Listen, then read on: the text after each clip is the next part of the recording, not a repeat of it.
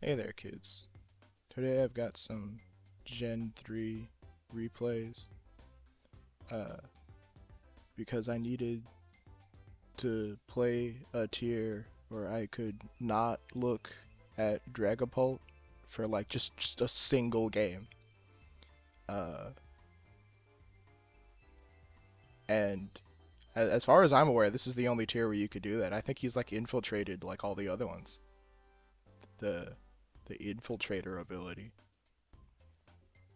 Stupid fucking. This team is one I made for ADV Revival 2. It's like a Zardloom team, but instead of Charizard, you have Houndoom because it's got like a 20% better matchup into Gengar, which is the only thing that like really switches in on a Focus Punch. I say it's got a better matchup, but what usually happens is Gengar sees the Houndoom and just like assumes they're fucked either way and explodes immediately, killing you both, which does remove the Gengar. So like Houndoom accomplishes its job, but you now no longer have a Houndoom to do anything else with. Uh, it usually works out fine, probably most of the time. Sometimes. Uh, the rest of the team is lead Metagross, choice band Metagross, because if I ever have to actually deal with a Skarmory, I'm uh, uh, especially once Houndoom gets blown up, things tend to fall apart pretty quickly. Uh, just because of like my own lack of skill, not because the team is not well equipped to handle it.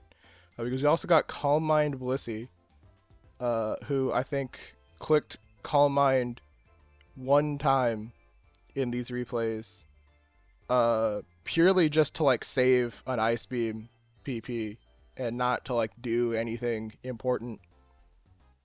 We have our own Gengar because you can kind of just put 4 attacks offensive Gengar on like any team and it's like a 20% better team because of that. It's kind of ridiculous.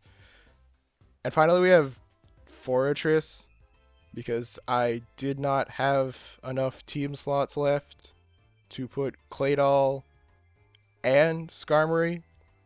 So instead we have a Pokemon that's like 80% as good as Skarmory and like 20% as good as Claydol.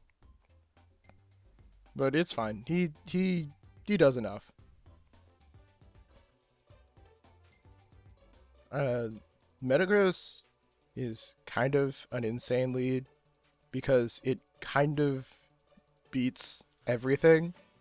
Like you just click the button and it beats everything. Even if it doesn't beat them, there's like a 20% chance it just beats them anyway. You don't get that here because of course you don't. I didn't want to just explode on the Tyranitar because that's not really a great trade. But the Skarmory does just stop any shenanigans, especially because I try to go into my Spiker to just have the Spike War now instead of doing it later, and he says no. I do switch out, or he switches out as I cluelessly reveal that I am in fact Bolt Beam Blissey, which I don't think has any major impact on this game. It's still like just not the best move. I switched Breloom in because no Tyranitar has ever stayed in on a Breloom ever. Which just let me put something to sleep for absolute free, and then use a Focus Punch for free, even if it was. It's kind of ridiculous that that just still does 30% to Salamence with an attack drop. That's Breloom is kind of disgusting, actually.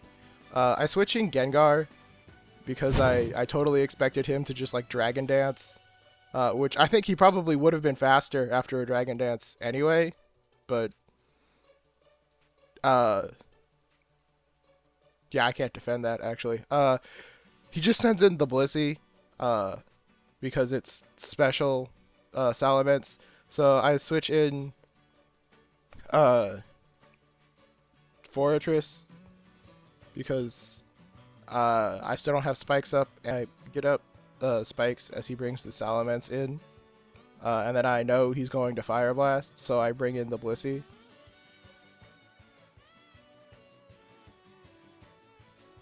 And he does in fact Fire Blast, and then I know he's going to switch out because no Salamence has ever stayed in on like a healthy Blissey because they just Ice Beam you and you die. So he goes into his own Blissey, which lets me bring in Breloom, and I bet it all on him just like hard switching back to Salamence, which he doesn't, and I lose like the win condition on the team, which is fine. I mean, it's the win condition the team is built around, but that's why we have Gengar, because I'm bad at the game. Skarmory comes in, but I do in fact get the 20% win the game button. And so we just play this little game of whatever this is.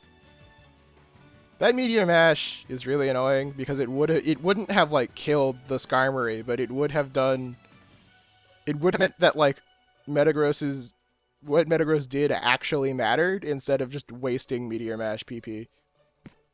The Tyranitar comes in, and we could get up more spikes. But I do know that this is also mixed Tyranitar. But he apparently knows that I know that, and just brick breaks the Blissey that I bring in. Which is fine because I know there's no way he'll do it a second time. So I stay in and just heal off the damage. And then switch into the Metagross because I figure out of everything, the one move he's totally not going to click is Fire Blast. Which lets me do the whole Skarmory thing again.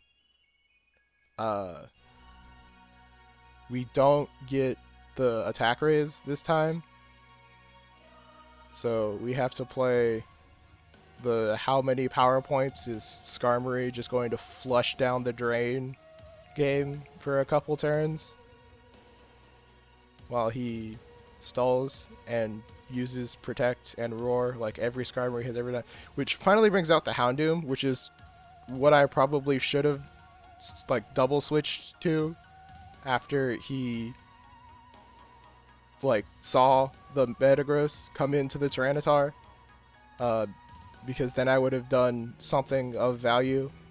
The Zapdos switches in on a Fire Blast, which does kind of not a lot of damage. Like, it does enough, and the Zapdos is asleep, so it's not really like it's threatening. The Blissey comes in, and we hit it with a Crunch special defense drop, which, like, I was praying that that would be enough for a Fire Blast to kill, even though there is no world in which it was. Absolutely none. So then I decide, well, clearly the strategy is just to get another special defense drop, which was definitely a strategy. I'm not sure it was a good one. And I do switch back into the Metagross after he just soft boils all the damage off, and eat a Seismic Toss. The Skarmory comes back in so that we can play the same game again. At this point, it's probably not worth it to just keep clicking Meteor Mash into it, but I can't explode because I do need this alive to deal with the Tyranitar. And we do finally just break through the Skarmory with a critical hit Meteor Mash after an attack boost. The Salamence comes in because it's just faster and has Fire Blast. So we switch into the Fortress because with the Skarmory gone, I don't really need it anymore, and it's better than something else on my team eating either a Fire Blast or a Brick Break. We then switch the Gengar in because I am just sure that he's going to Brick Break again, assuming I'll bring in the Blissey. And he does not. He clicks Fire Blast and kills Gengar, which is fine. He brings in his own Blissey for the classic Blissey staring contest. And oh boy, this is he switches out immediately. Which like I soft boiled, so I'm actually in a really good position because now he has to switch something into an Ice Beam again. Which he elects to do the Blissey, which is just the correct choice, because there's nothing an opposing Blissey is really going to be able to do to it, unless I Calm Mind, which is a lie. I could have 6 Calm Minds and I still think a critical hit wouldn't kill it from full health. But he does then bring in the Tyranitar on an Ice Beam that does a nice 40%, which is not enough for the 2-hit KO after leftovers, even if that was like the lowest roll. We do bring Fortress in on a Brick Break, and then he misses a Fire Blast, which is like fine. It lets me get more damage on the Tyranitar so that I don't necessarily have to risk a Meteor Mash miss to kill it. And it lets me do the like one good thing Houndoom has over every other Pursuit Pokemon, which is switching into Fire type moves with Flash Fire, and then having a really dumb button that you can just click. He brings in the last Pokemon. He reveals it to be Flygon, which is fine because I can just burn it with Will-O-Wisp, which lets me keep Houndoom alive and just invalidate the Flygon as a threat. Which means that Blissey now, like, as long as it's healthy, just kind of beats the rest of his team, except for the opposing Blissey, which I do need Metagross to be able to take care of. But I don't want to switch Metagross in, even on, like, a burned Earthquake. So I bring in Fortress, just kind of sit here and whittle away at this Flygon for a little bit. Which takes like no damage from Hidden Power, but he just brings in the Salamence anyway. And we get a little bit of chip on that before being immolated on the spot, because I really just don't need the Fortress anymore, and I don't want to risk switching Houndoom into a Brick Break. Blissey comes in and at full health, threatens to do big damage into everything except the opposing Blissey with an Ice Beam. So he of course switches into the opposing Blissey, which lets me bring Metagross in for free and click the button, which finally removes the Blissey. I don't know what he thought the Blissey was going to be able to do, but at this point we can just let Metagross go down to a Fire Blast because it doesn't really need to be alive to do the thing, and it lets me... I don't know why I switched into Houndoom here. It really wasn't necessary. Really, he just got destroyed for no reason. The Blissey comes in to just win the game now, because a Brick Break plus a burned Earthquake won't kill it, and the Zapdos is still asleep, so it can't just do like outspeed me and take off the last of my health with a Thunderbolt. So it's basically just Blissey click. He Toxics with the Flygon, which he should have just like Earthquaked and prayed for a crit. That was really the only way he like won this game, because there's no way the Zapdos. I mean, maybe if it was like Rest Zapdos, but it's still a 3-hit KO. So there's just like nothing he really could have done. I mean, maybe Rest would have wasted enough turns, but he does not. In fact, if he has it, he doesn't click it. He just clicks Thunderbolt when he wakes up, which lets me win the game with an Ice Beam. Yay!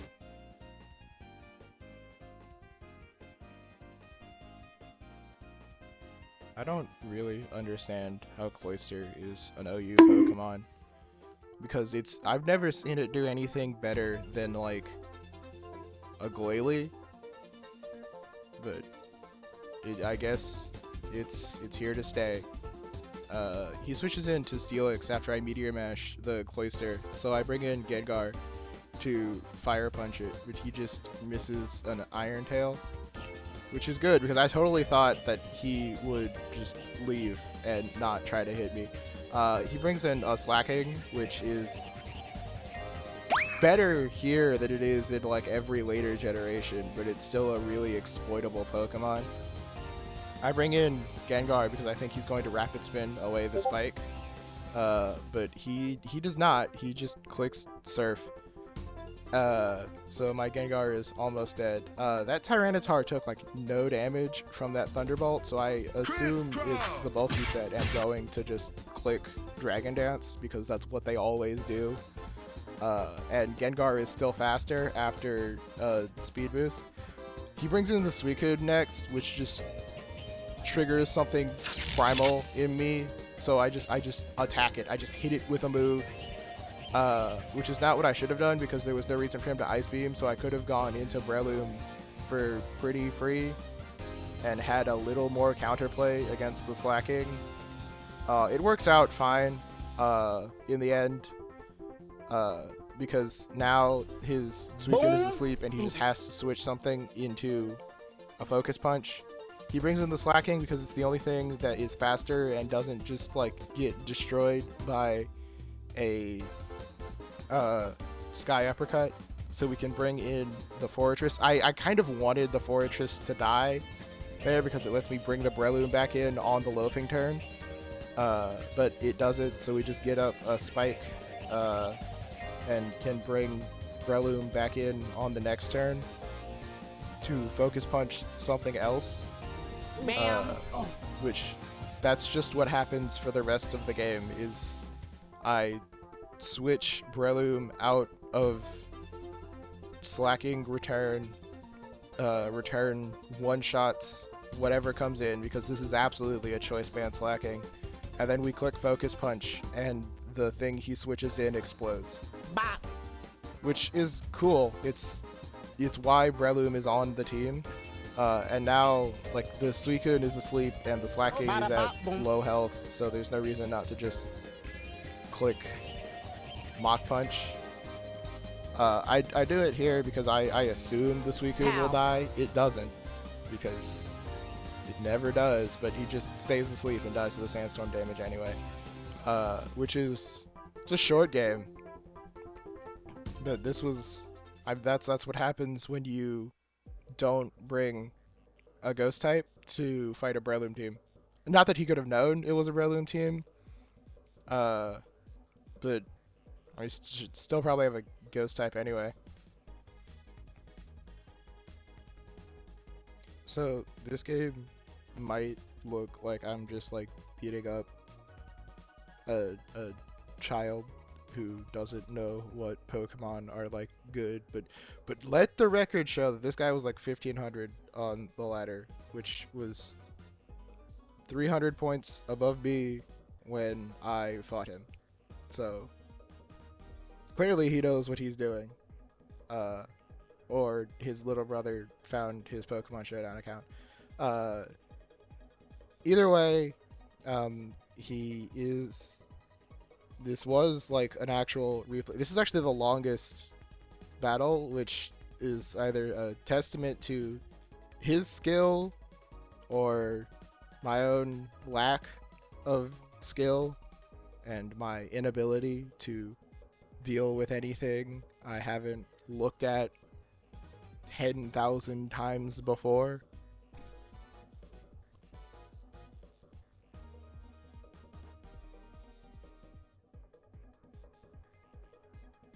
He leads with a Venusaur, which I assume I will be faster than. I am not.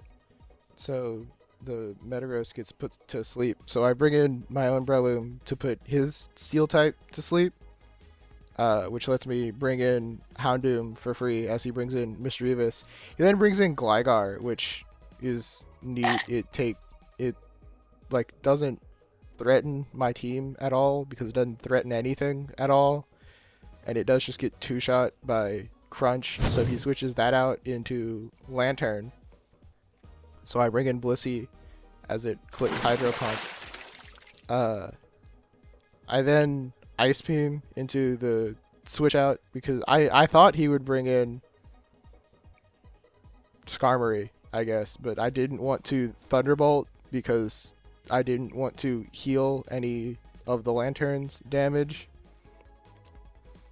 He just keeps clicking spikes after the Skarmory wakes up.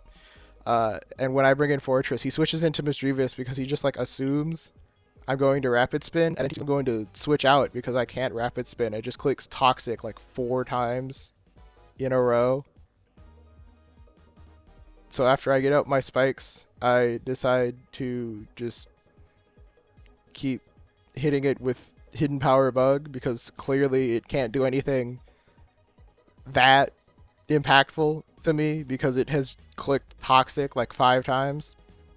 He does eventually finally just switch it out into the Venusaur, who takes a bunch of damage from spikes and a Hidden Power Bug. And I know he's going to click Hidden Power Fire because every grass type in this game runs Hidden Power Fire. So I bring in the Houndoom as he brings in the Lantern, which takes way too much damage. Like, I know it's Flash Fire boosted, but it's still a resisted move. So we can just kill it with a Crunch, and he brings in the Aerodactyl. And I bet it all on him just not clicking Earthquake. But he does. He sure does. And we lose the Houndoom, which is kind of bad, because we kind of needed that to deal with the Misdreavus. Because now Breloom is just never going to be able to accomplish anything. I switch out because I don't want Breloom to get Will-O-Wisp. But I don't think this guy had Will-O-Wisp. I think he just had Toxic because he just clicked it over and over again. We bring in Gengar to just kind of like hit the Misdreavus with moves, but that Thunderbolt does way more than I thought it would. It doesn't matter because he switches into the Gligar as I click Thunderbolt, so we can just hit it with an Ice Punch because I guess he finally realized it just wasn't worth keeping it alive. He brings in the Aerodactyl, which is bad because my Aerodactyl switch in is asleep.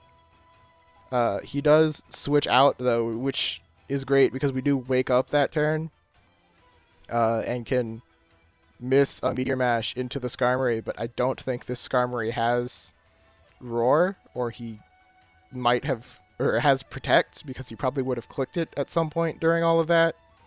I do bet on him using the same Aerodactyl play of just clicking the super effective move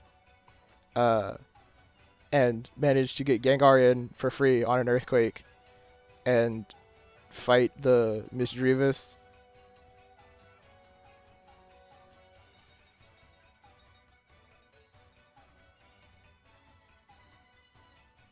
He switches into Aerodactyl on a Thunderbolt, which is like, I don't know why he would do that because I've only clicked Thunderbolt.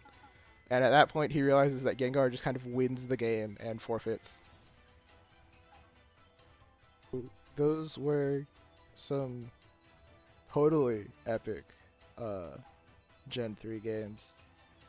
I probably will do another Gen 9 video, but if I have to play Catch 22 with King Gambit again, I might be on the news.